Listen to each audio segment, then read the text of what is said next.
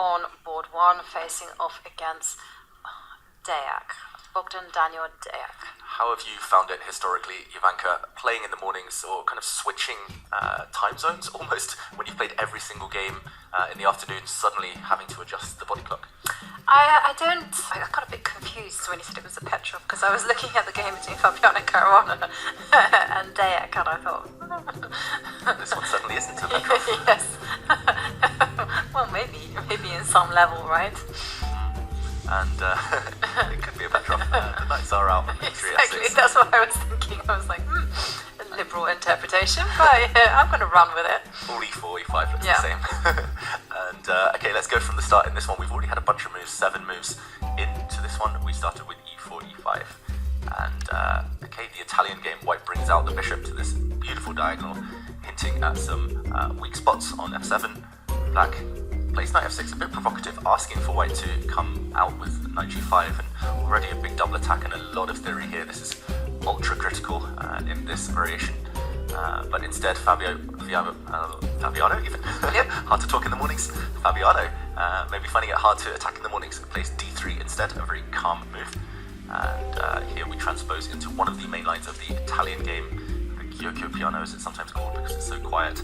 And Fabiano plays the very ambitious bishop G5, which he's employed consistently in the Spanish, in the Italian, just in the last few years. It used to be kind of frowned upon when I was young, because the bishop would simply get kicked around as it does here. Yeah. Later the bishop will get sidelined even further, but it's trendy stuff. Yeah, no, I can remember reading a book, a very old book by Max Erber. It's called The Middle Game. It talks about the structure. It talks about the bishop coming to G5. And there it was very much tut-tut because of this Capablanca game, you know, where black went G7, G5, and there was just no more break that white could do with F2, F4. So, I mean, how theory has changed, and modern day chess is all about that, you know, taking these conventional rules and just saying, you know what, we're going to make these particular maneuvers work. Yeah, that's the most impactful thing, when the opponent thinks a move is impossible or an idea is kind of simply bad, and you play it anyway, and it turns out that it is playable. Often that's just a big psychological shock to the opponent. That's why all these new opening ideas are cropping up that were actually first played 200 years ago, were cast aside, and modern engines have reinvigorated them. But now just a simple move A6 from Deac, showing that he wants a hiding spot for his bishop on A7. He's waiting, it's a bit of a waiting game. Note how Fabiano as well refuses to castle, and Deac instantly replies with bishop to A7.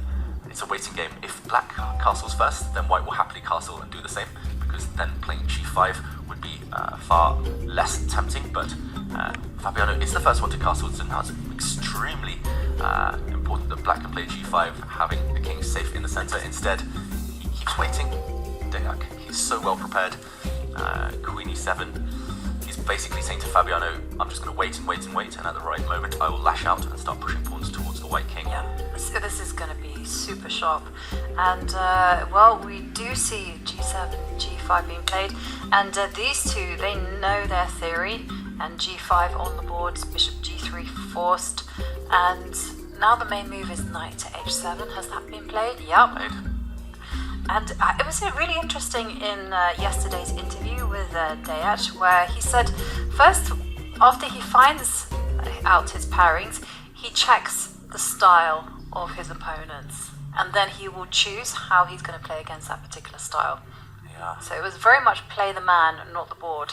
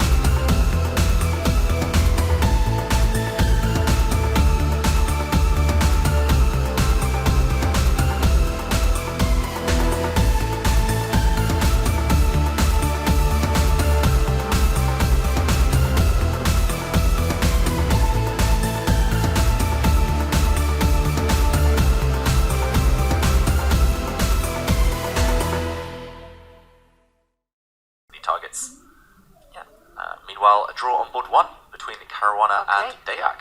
And shall we look at how that one fizzled out? Yeah, it wasn't far beyond the place we left it actually. Just 4 moves.